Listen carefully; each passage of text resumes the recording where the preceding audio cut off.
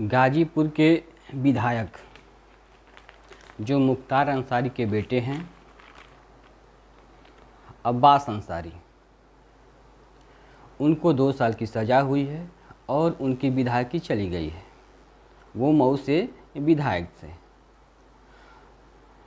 जो राजभर की पार्टी है उस पार्टी से वो विधायक चुन के आए थे और उनकी जो विधायकी है विधायकी चली गई है, क्योंकि एक कानून बना है कि जो भी विधायक हो, सांसद हो, जो भी हो, अगर उनको 2 साल की सज़ा होती है, अगर उनको 2 साल की सज़ा होती है तो उनकी जो विधायकी है, जो सांसदी है, वो चली जाएगी। ये नियम बना है। तो उनसे अनुसार इनको 2 साल की सज़ा हुई और ये इनकी विधायकी चली गई है। जब ये क्यों सज़ा हुई है इनको, 3 मार्च 2022 को विधानसभा सीट से सुभाजपा प्रत्याशी अब्बास अंसारी ने हापड़पुर मैदान में जनसभा को संबोधित किया था उस समय, और उसमें कुछ आपत्तिजनक बातें कही थी। आपत्तिजनक बहुत भाषण होती हैं। उसमें भाषण में क्या था, एक बार उसको सुन लीजिए। अब्बास अंसारी ने मंच से राज्य सरकार के अधिकारियों को धमकी दी थी और चुनाव के बाद मऊ जनपद में तैनात अधिकारियों को रोका जाएगा, उनसे हिसाब किताब किया जाएगा। यही बात कही थी उन्होंने, और इस बात को लेकर उन पे कार्रवाई हुई, और कार्रवाई होने के बाद अब जाके निर्णय आया है कि उनको 2 साल की सज़ा हो गई, और 2 साल की सज़ा हो गई और उनकी विधायकी चली गई। अब इस बात में कितना दम है, उनकी विधायकी चली गई और यहाँ पे क्या क्या हो रहा है, उनकी विधायकी नहीं जा रही है, उनका पद नहीं जा रहा है। अभी आप लोगों को देखा ना, जो मध्य प्रदेश के मंत्री हैं, भाजपा के मंत्री हैं मध्य प्रदेश के, उन्होंने जो सोफिया कुरैशी है, जो अभी सिंदूर ऑपरेशन हुआ था, उसमें वीर जो हमारी सेनाएं हैं उनका संचालन किया था, उस पे जो मध्य प्रदेश के मंत्री जी हैं विजय शाह, उन्होंने एक बहुत ही शर्मनाक बयान दिया था कि जो सूफिया कुरैशी हैं वो आतंकियों की बहन है, वो आतंकियों की बहन है। उस पे न उनको पद से हटाया गया, न उनको त्याग पत्र लिया गया, न उनको पार्टी से निकाला गया, न पार्टी उस पर कार्रवाई की, कुछ नहीं हुआ। लेकिन हाँ, वहाँ के जो हाई कोर्ट के जज हैं उन्होंने स्वतः संज्ञान लिया और उन पे एफआईआर करने का आदेश दिया, तब जाके उन पे एफआईआर हुआ। ये देखिए, इतनी बड़ी पार्टी है, अपने को देशभक्त कहती है, लेकिन जो हमारे सेना जो लड़ती है देश के लिए, उस पे इतनी अभद्र टिप्पणी करना, वो देशद्रोह में नहीं आ रहा है। उन पे कार्रवाई नहीं हो रही है, उनको पार्टी से नहीं निकाला जा रहा है, उनको पद से नहीं हटाया जा रहा है। लेकिन बीजेपी जो पार्टी है वो अपने को देशभक्त कहती है। कायदे से तो ये होना चाहिए, जब उन्होंने कहा उसके तुरंत बाद उनको पद से और पार्टी से निकाल देना चाहिए, क्योंकि ये देश से सवाल है, देश की गरिमा की सवाल है, देश के सेना से साथ ये सवाल है। लेकिन नहीं, उनको न तो पार्टी से निकाला गया, न तो पद से हटाया गया, और वो अभी बने हुए हैं। ये बात सुप्रीम कोर्ट में गई, सुप्रीम कोर्ट ने भी उनको पद पे बने रहने का वो दे दिया। तो इसमें जिसके पास पावर है वो कुछ भी कर सकता है, और जिसके पास पावर नहीं है, वास्तव में यही होता है कि जिसके पास पावर है वो जो चाहे मनमाना कर सकता है। अभी यही बात अगर किसी पार्टी ने, किसी दूसरे विपक्ष के पार्टी ने कहा होता, कोई भी विपक्ष का पार्टी ले लो, मैं ये नहीं कह रहा हूँ, कांग्रेस ले लो, सपा ले लो, बीएसपी ले लो, कोई भी दूसरी पार्टी ले लो, अगर किसी दूसरे पार्टी के नेता ने ऐसी बात कही होती तो उस पर क्या होता, वो आज जेल में होता। वास्तविक है ये, वो जेल में होता। लेकिन नहीं, क्योंकि वर्तमान सरकार जो बीजेपी है उसके नेता ने ऐसी बात कही है। अब उस पर न तो पार्टी से निकाला गया, न उसका पद गया, वो बना हुआ है अपने जहाँ पे था उसके पद पे बना हुआ है।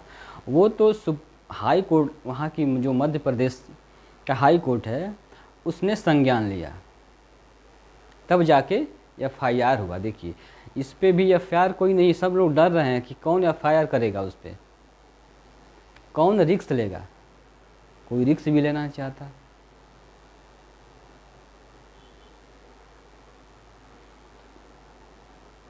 तो अब्बास अंसारी की विधायकी चली गई, इतनी सी बात। वो तो चुनाव में होता रहता है, लेकिन चुनाव में कई पार्टियां हैं, कई लोग हैं ऐसे बयान देते रहते हैं, लेकिन उस पर कार्रवाई नहीं होती है, क्योंकि उनकी सरकार नहीं है। जिसकी सरकार है उस जो चाहे वो कर सकता है। कोई भी सरकार हो, मैं एक सरकार पर्टिकुलर सरकार की बात नहीं कर रहा हूँ, कोई भी पार्टी हो, अगर सत्ता में आती है तो मनमानी करती ही करती है, चाहे कोई भी पार्टी हो। वो सत्ता की जो भनक होती है, जो खनक होती है, वो जो पावर होता है सत्ता का, उसके दिमाग में होता है कि मेरे पास सत्ता है, मैं जो चाहूँ वो कर सकता हूँ। और वही बात इसमें हो रही है। सत्ता का घमंड होता है, सत्ता का नशा होता है, और जो चाहे वो बोल देता है, और जो अपनी मनमर्जी करता है।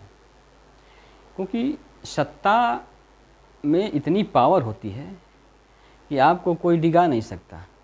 देखिए जो हुआ था उसमें क्या हुआ, तो ये सरकार में होती है, लेकिन कुछ सरकार में कुछ पार्टियों में ज़्यादा है, कुछ पार्टियों में कम है।